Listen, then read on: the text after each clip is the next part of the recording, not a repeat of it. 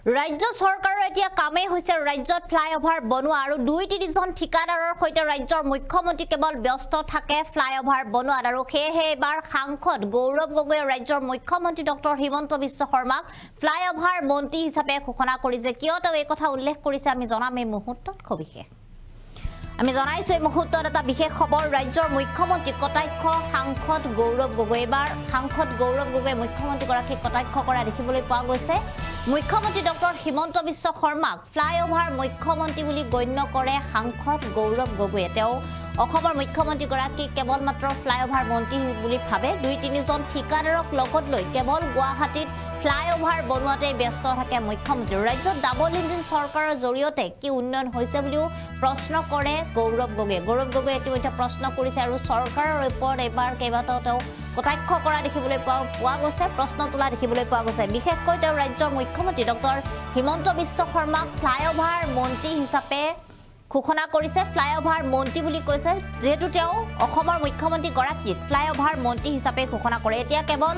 ৰাজ্য চৰকাৰৰ চকু হৈছে ফ্লাইঅভাৰ বনোৱা চকু পৰিছে তেওঁলোকৰ ফ্লাইঅভাৰ বনোৱাৰ বাবে আৰু তেওঁলোক কেৱল মাত্ৰ ব্যস্ত থাকে গুৱাহাটীত ফ্লাইঅভাৰ বনোৱাৰ বাবে ২-৩জন ঠিকাদাৰক লগত লৈ কেৱল গুৱাহাটীত ফ্লাইঅভাৰ বনোৱাতে ব্যস্ত থাকে এতিয়া ৰাজ্যৰ মুখ্যমন্ত্ৰী গৰাকী তেওঁ নিজেও যেহেতু এতিয়া PWDৰ বিভাগৰ দায়িত্বত আছে আৰু সেয়েহে এতিয়া কেৱল মাত্ৰ কাম হৈছে ৰাজ্যত ফ্লাইঅভাৰ বনোৱা ফ্লাইঅভাৰ বনালেই ৰাজ্যত উন্নয়ন হয় নেকি বুলিও প্ৰশ্ন সাংসদ গৌৰৱ গগৈ যেহেতু কেন্দ্ৰ তথা ৰাজ্যত দুয়োফালে এতিয়া বিজেপি চৰকাৰ শাসনত আছে বিজেপি চৰকাৰ আৰু নিৰ্বাচন আহিলে কেৱল মাত্ৰ ডাবল ইঞ্জিন চৰকাৰৰ কথা ঘোষণা কৰে ৰাজ্য চৰকাৰে আৰু ডাবল ইঞ্জিন চৰকাৰ বুলি তেওঁলোকে বিভিন্ন ধৰণৰ বিভিন্ন আঁচনিসমূহ তেওঁলোকে বাজেটত ৰাখে বিভিন্ন কাম কৰাৰ কথা তেওঁলোকে সাধাৰণ ৰাইজক প্ৰতিশ্ৰুতি দিয়ে কিন্তু ইয়াৰ পিছত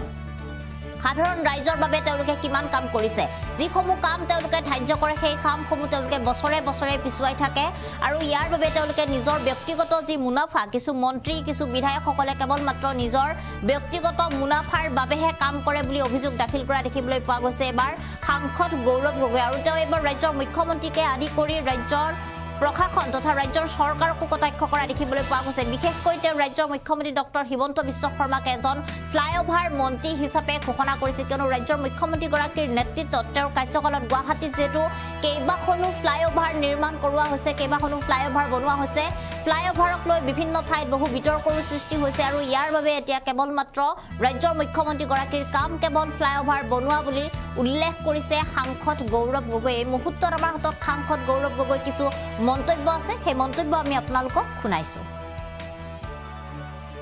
সৰকাৰ গুৱাহাটীত ফ্লাইঅভাৰ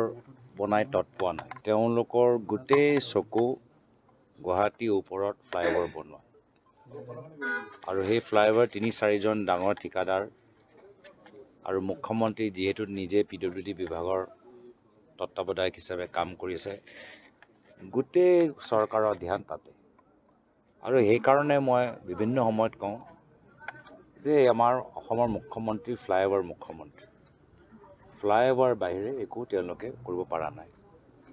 আকৌ নিৰ্বাচনৰ সময়ত কৈ ডাবল ইঞ্জিনৰ চৰকাৰ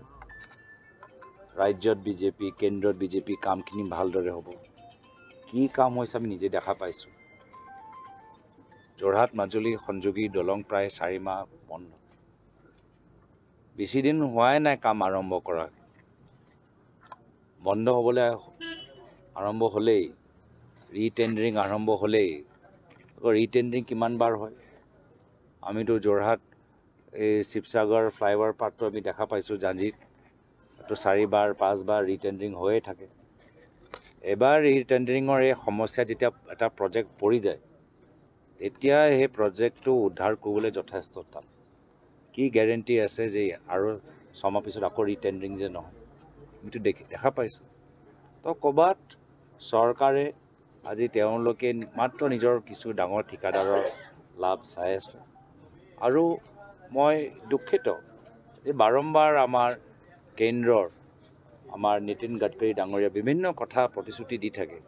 কিন্তু প্ৰতিশ্ৰুতি দিয়াৰ পিছত প্ৰতিশ্ৰুতি ৰাখিব পৰা নাই অলপ দিন আগতে তেওঁ সদনৰ ভিতৰত ক'লে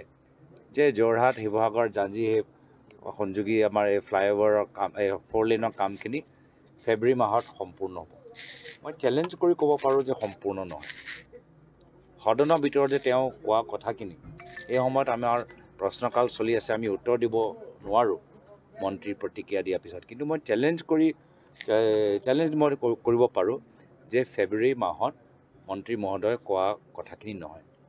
আকৌ ফেব্ৰুৱাৰী মাহত যেতিয়া বাজেটৰ অধিৱেশন হ'ব, আকৌ আপোনালোকে চাব, আকৌ 6 মাহ তুলি দিব। মই নিজে জানো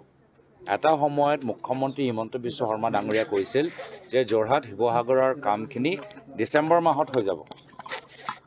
ডিচেম্বৰ যেতিয়া নহ'ল, এতিয়া কেন্দ্ৰীয় মন্ত্ৰী কৈছে ফেব্ৰুৱাৰী মাহত হ'ব। এতিয়া ফেব্ৰুৱাৰীত মই অধিৱেশনত যেতিয়া সুধিম বাজেটৰ ছেশ্যনত কি হ'ল, ফেব্ৰুৱাৰী মাহৰ কোৱা আছিল, আকৌ কিবা নতুন ক'ব। তো সেইকাৰণে মই বুজি পাইছোঁ যে ক'ৰবাত চৰকাৰৰ দায়িত্ব থকা